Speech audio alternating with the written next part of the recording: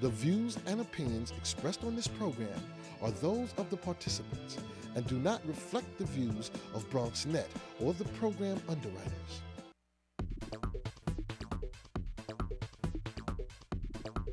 BronxNet. Your voice, your views, your vision. It's a coalition committed to addressing the social and health disparities of individuals with histories of criminal justice involvement. I guess you can call it a second chance for the individual and a better chance for our community. Stay tuned to find out how this organization is making a difference. What's on your mind? Let 'em know. What's on your mind? What's on your mind? Let 'em know. Anything relevant to life, you bring it to the table. Whether you make a move solo or a movement with a stable. No fables, you speak on your decisions. Cause in the long run, it's your voice, your views, your vision. Keeping it real with many messages for you to know. This ain't radio, but DJ runs the show. Entertainment, he rocks it. Politics, he locks it. The host with the most would handle any topic. Don't forget to share your perspective with shines of light. Cause it might make a difference in someone else's life. Make a difference. What's your perspective? Express what's in your heart and your mind. Share your perspective. What's your perspective? And welcome back to Perspectives. Darren Jaime here with you. And as always, you can always watch Perspectives here. And then always you can check us out on our Facebook page. We welcome you to write on our discussion board of issues of concern to you. Our guest today is Dr. Pamela Valera. She's a member at the Division of Community Collaboration and Implementation Science in the Department of Epidemiology and Population Health at the Albert Einstein College of Medicine. And we're also pleased to be joined by Ms. Mandy Restivo. She's the Deputy Project Director of Bronx Community Solutions, and that's an organization that provides alternative sentencing options for low-level as well as nonviolent offenses in the Bronx Criminal Court. And we are talking about this Bronx Reentry Working Group. And thank you so much for joining us both. Thank you. So when we talk about reentry in the borough of the Bronx, obviously it's something that a lot of people are dealing with because there is a high number of incarcerated individuals. Let's talk about the work that you guys are doing. So the Reentry Working Group is a coalition of community organizations, people in the criminal justice system, the defense, formerly incarcerated individuals, the Bronx Borough President's Office, probation, and we're all working in cooperation together to look at what are the issues that people in the reentry community are facing in the Bronx and how we can work to meet those needs. So we've been meeting for about a year, and two of the major issues that we've seen over and over again are the issue of housing and the issue of employment. What are the issues? I mean, when we talk about the issues of housing and employment, we're talking just basically people cannot find a place to live and people just simply just can't get a job. Those are... I think the major issue is of course housing. It's the fact that we don't have enough SROs or three-quarter housing for individuals coming home from prison or jail. And what's happening is that with the discussion of closing down the prisons, people are coming home, and they're coming home to their communities, and they're coming home to the Bronx and also in Brooklyn, but we have the higher rates of reentry of population in the Bronx. And so, you know, there's a major concern that SROs, three-quarter housing, is just not enough for people because it's a temporary place to lay their heads. And employment is also a major barrier for people coming home.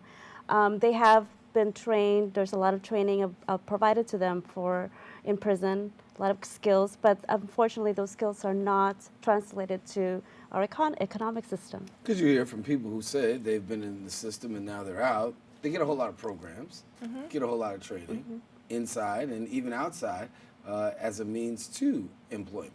But yet and still, when you're looking for that final number of those persons who've actually been translated from, you know, the system into work, a despairing number, you know, there's a disparity amongst in the numbers of actually seeing people working. Part of the problem is stigma. people not wanting to hire ex-offenders. And another part of the problem is if you don't have stable housing, it's hard to create a stable lifestyle where you can then find employment, because you need a place to live, you need a place to shower, you need a place to have all of your things. So it really is, if your basic needs aren't met, it's hard to get to that next step. The other important thing with housing is that if someone is committed of a felony, they're not able to go into public housing, as well as some misdemeanor offenses are not able to go into public housing. So that's another huge barrier. You also can't stay with your family who maybe are in public housing. So it really limits the options. And so talk about the stigma, because you did mention the word stigma. There is a lot of stigma associated with reentry. What are some of the things that, or some of the stereotypes that could actually be broken down, and we can kind of put to rest? I think the major issue is that we have this idea that someone coming back from prison is a bad person. They've committed a lot of crimes. They've destroyed the community. But in realistically, a lot of the people that I've met through my own 2 studies, they're your average Bronx resident who basically had some substance abuse issues, and was part of our economic system, who eventually was sent to jail or prison. And they're not bad people. They're not the crimes are not as severe for them to warrant long sentences. And many of them are coming home and they're sick. They've spent a lot of time in prison, and they basically need us to understand that they're still part of the community. They're still part of our society. They're members. They're Bronx residents. And because of the stigma of having a criminal background, the stigma of being in prison, really we tend to shun away from these populations. But then you have some critics on the other side who'll say this. They'll say, listen, these people may have not be as bad as you portray them to be, or let's put it from another perspective. People who've committed drug offenses, whether or not they've committed drug offenses in a major form, minor form, the community still looks upon it as a drug offense and possibly endangering the welfare of a community. So how does this community safeguard against these kind of issues, knowing that drugs is already highly populated in the community, not having those persons who've been found guilty? Some people say that's a reasonable thing to do. Yeah, it's really a twofold issue. Treating drug addiction as a crime instead of as a disease, where we know if you look at addiction as a disease, you tend to look at it much differently.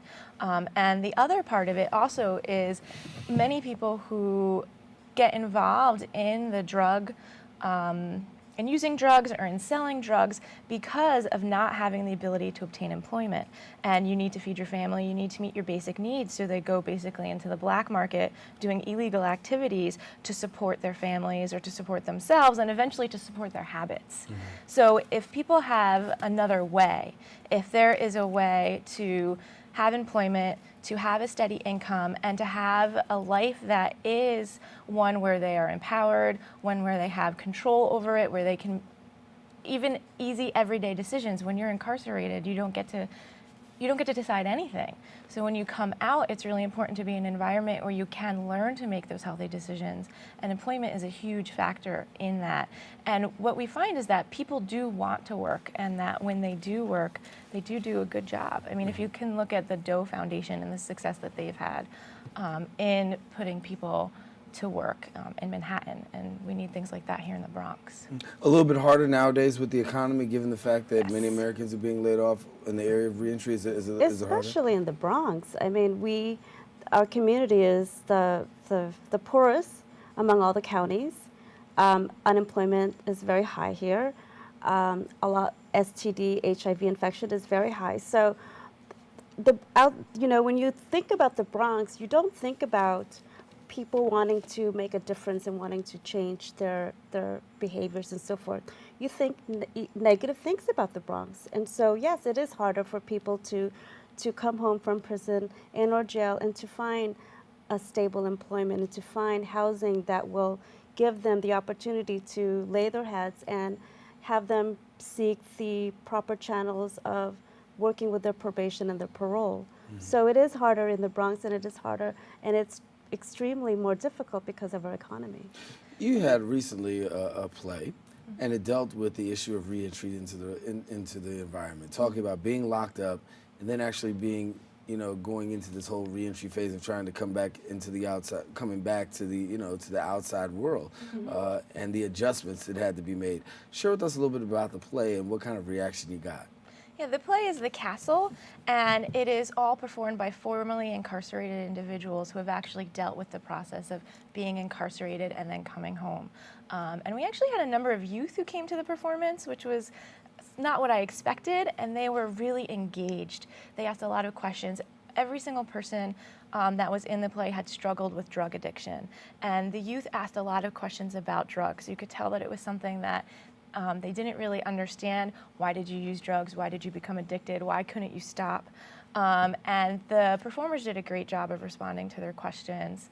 And it also really highlighted what the common thread in the story was that they needed to find housing and they needed to find employment, and that they needed to find a safe space, and that once they could be safe and once they could be stable, that they were really able to work on the process of reintegrating into society. And every single person in that play stayed at the Castle, which is an apartment building where it's mixed residents. People have been formerly incarcerated and other residents as well.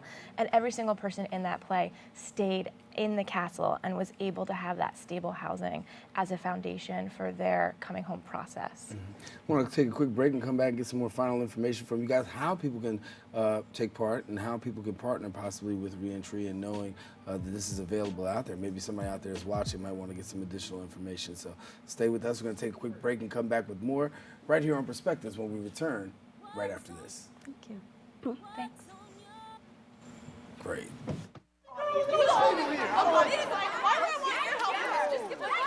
Chill out. Don't tell me to chill out when you're stealing my things. You're calling us I wouldn't have to raise my voice if you would just give it back and stop being like a criminal. I don't have your cell phone. Oh I don't God, have look your at cell yourself. phone. What are you offering Is the this a world, huh? thief's uniform? Oh my You see all these people standing around here? Oh, Why am I the one? Why I'm are you sorry, singling me out homie. right now? Okay.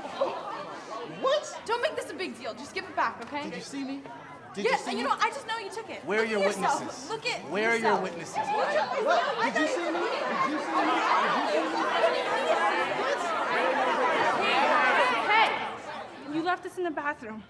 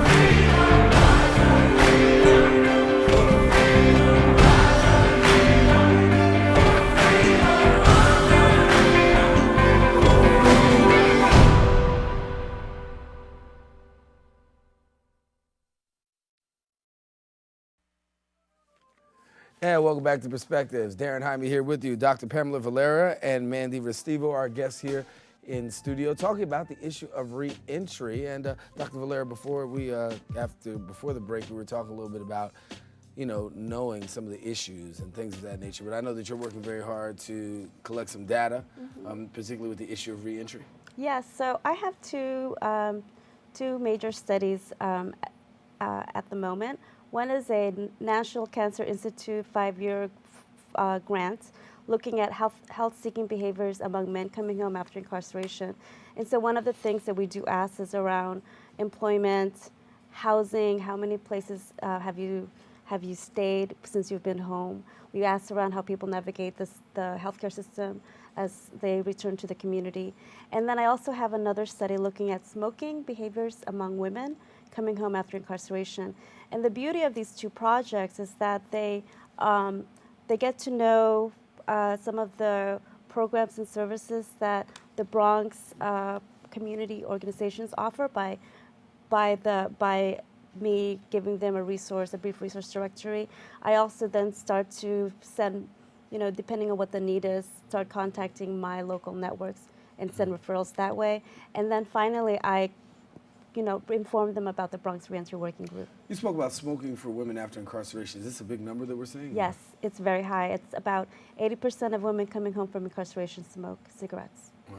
Yeah. Okay. And in some places in the jails, they're no longer able to smoke because there's been a ban, but they do many people find ways to smoke. All right.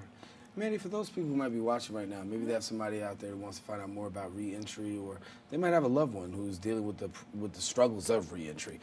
What advice can you give, and can you let them know how they might be able to get in touch? Yeah, so one of the things that you could do is the Bronx Reentry Working Group is open to anyone who's part of the community, and we would love to have some family members get involved who have loved ones coming home from prison.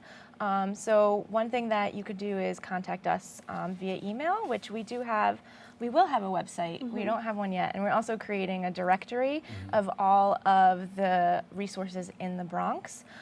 So the best way, I guess, to get us, will this information be on your website? Yeah, okay, so you can check out BronxNet and go onto their website.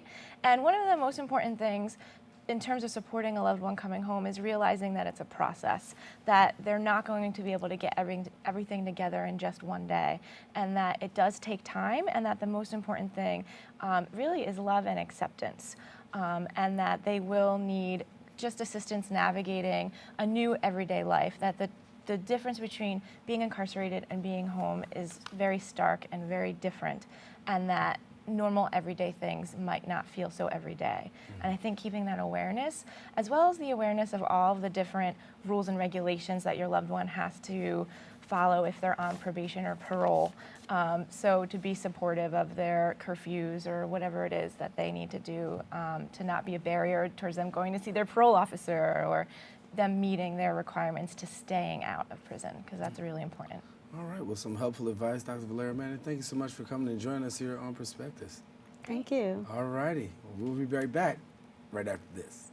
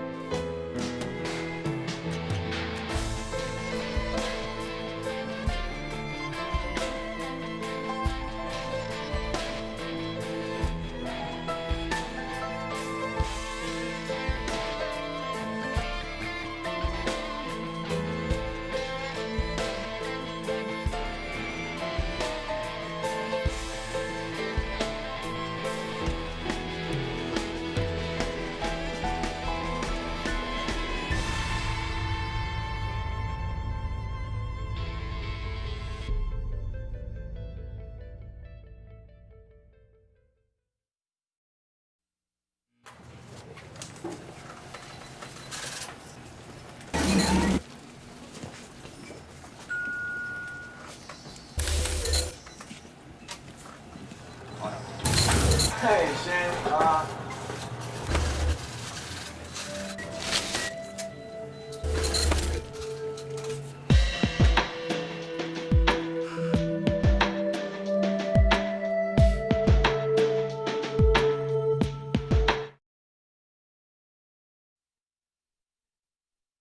According to estimates, over 1 billion people live in appalling levels of poverty.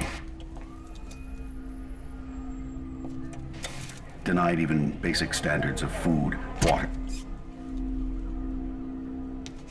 Nearly half of the world's population earns less than.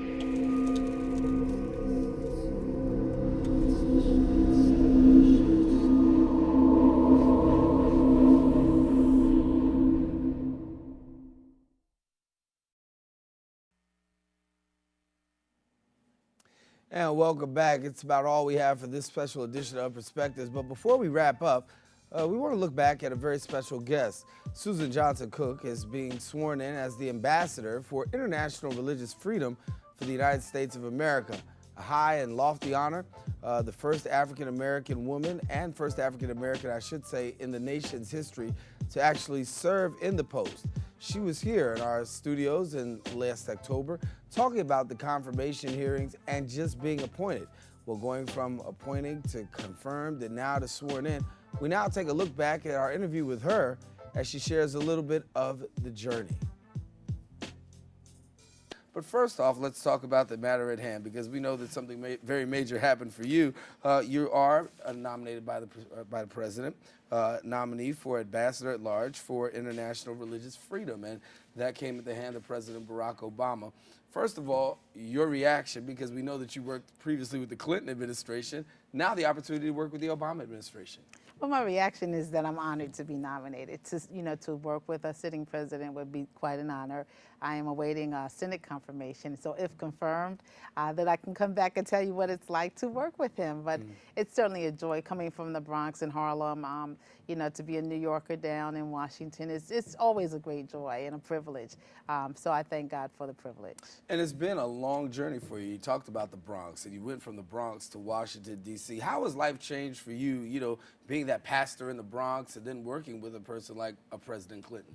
Well, Bronx and Harlem are always home. I'm a Bronxite. I've spent 50 of my years of life here, and so it's always home. I always make sure that there's some trip that I can come on that brings me back to the Bronx. But I've also loved Washington, D.C. My first career was a TV producer, and it started in Washington, D.C. So some of my closest friends are still there. Many of them are really important journalists now. Some are in politics, and so it's wonderful. My late brother was the first black assemblyman for the Bronx, and so a lot of the people who are in the United States Senate now, like Chuck Schumer, were people who rode back and forth to Albany with him and sat in the living room and ate fried chicken with my mother. So, it's been very great to see the evolution, how, relationships are really important, and you never know how important a relationship is. So it is important not to burn bridges, but to always try to keep those relationships alive. And you've got a lot of relationships, and, we're going to get a chance to have an opportunity to talk a little bit about your book in just a few seconds, but I want to talk about a very special relationship that you had because, we were, in America, became very privileged to the fact of your relationship with Yolanda King, your sister, who and many people say just passed away too soon, but she was a sister to you. Yes. Talk about your relationship with Yolanda King and the King family and what it's been for you. Well, I still pastor the Wall Street congregation. I have a lunchtime congregation every Wednesday at noon. And she had just been at the Wall Street service. She brought one of the Shabazz daughters. So it was this moment in history where the Wall Street congregation got to see Martin Luther King's daughter, got to see Malcolm X's daughter, and it was a wonderful event. And then the next week was my 50th birthday. And President Clinton came to Wall Street, Yolanda came, and then she came to my birthday party that night. We were, sitting around eating Tostitos, stuffing our face, talking about how we're going to lose all this weight. And then, 3 weeks later, she was gone. She was the godmother for my youngest son, and really was a true godmother. I mean, as busy as she was, she never forgot a birthday. She never forgot an anniversary or Christmas gift or anything like that, and was really in my life. But the way God works is the last year she was here, we had never been on the stage together. Both of us were speakers, both of us were actors. But that last year, we had about 4 events that we were on the same stage. We had about 4 times we were in the same hotel. And so we got to spend some tremendous time together. And the March before she passed May 15th, she said, let's go. I'm going to treat you to this juice diet. And so we went down to Hilton Head. It was freezing. And so we ended up staying inside this cabana for a whole week. We couldn't really go outside and enjoy the grounds. And she says, I don't know when we've been together like this in 25 years. And sun up to sundown, talking, laughing about our mothers, about our family. And so it was like God gave us some precious time that last time that she was going to be on this earth. And so she will always have a special place in my heart. Mrs. King, was my second mom. And so, just really being able to be part of the family and see them as a sister, as a mother, was just a wonderful experience. I didn't get to experience the civil rights movement as, I was a kid when he did the March on Washington. Right. So Martin Luther King, although my parents let me go see him when he was at Hunter College, I didn't get to walk and talk with Martin as everybody talks about. I marched across the bridge. Well, I was 5.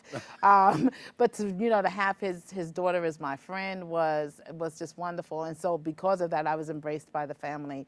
And so she will always be in my heart forever. Wonderful. Share with us a little bit about your experience, because you've been able to take this experience, both, professional, secular, you got it all wrapped up, and now you got this book out, Becoming a Woman of Destiny. And I want to share a little bit about this book, because it's a book, and I know that Deborah's the main character. Yes. So share with us a little bit about why you chose Deborah to be the main character, and what a woman of destiny is, becoming a woman of destiny is all about. Okay, I think what you said initially was New York is a secular city, so I grew up being sacred and secular. It was really no separation of church and state. So my family I was born into a Christian family, but a very social family that had parties every Sunday. So there'd be church in the morning, and there'd be something going on at my mother's house every single Sunday. From, people just dropping in from the building to her church to Bid Whist, the famous, and her fried chicken. So, being able to balance the two has always been wonderful for me. I never felt like there was a separation or that I was different, that you had to learn how to exercise your faith in the midst of a culture. So that was very important to me. Becoming a Woman of Destiny is for women who are in mainstream life, who are in transition, who are that second half of life, more days behind us than in front of us. But what happens when you hit that 50-year-old mark, and what begins to happen? For me, I lost my best friend when I was 50. What happens? Have you peaked out in a career? Are you ready to do something new? And so it's based on the biblical Deborah, the Judeo-Christian Deborah. So it's open, it's mainstream, it's not just for African-American women, it's for women in general who really want to look at what my life is going to look like. And it's about you taking charge of your decisions, turning your trials into triumphs, that every single thing that happened in your life, the things that you call the rough stuff as well as the good stuff, was preparing you for the moment that you're at. Now let me ask this question, because when you talk about trials, a lot of us go through them daily.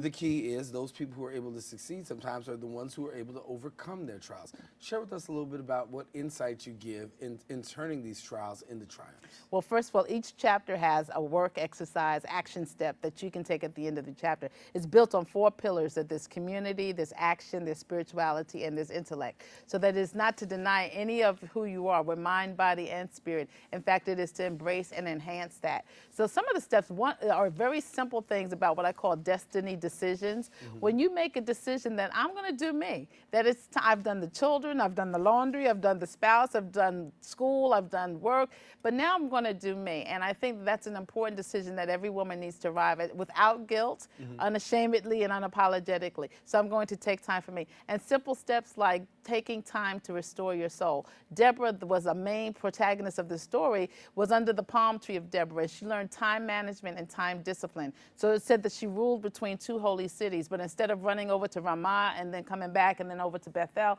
it said she sat under her palm tree and let the people come to her. So it was a wise decision because she was able to think, she was able to pray, she was able to have a devotional life. And so it's time managing your time so that it works for you. It may not work for anybody else. Somebody from the outside may say, I wouldn't do it that way. Well, you're not me. Right. And so really being able to say, this is my life, and create the life that will work for you, that you can sleep at night. For me, I need 8 hours sleep. Making a decision, I'm going to bed. Everybody want to stay up? That's fine. Lock the doors, turn the lights out, but I'm going to bed at 9:30. How are you with time management? I'm very good at time management. Really? I have 2 teenage sons. Okay. And so I've had to really do that as a pastor, as a mother, as a wife, as a speaker, as an author. I had to manage my time well because I have to have time to write. I have to have time to edit. I have to have time for me when there are no children, nobody around. And so I really do that. I love the beach. And for me, so being by the waters where he leads me beside the still waters and really restores my soul. I had the entire summer this summer before I go to Washington, really just spending time by the water. That's what makes me tick, and so I'm ticking. All right. And that's about all for this edition of Perspectives. I'm Darren Jaime. Once again, a special congratulations to Ambassador Cook on being sworn in. And we want to tell you, be safe, everyone, and share your perspective with somebody else. It just might make a difference in their life. Take care.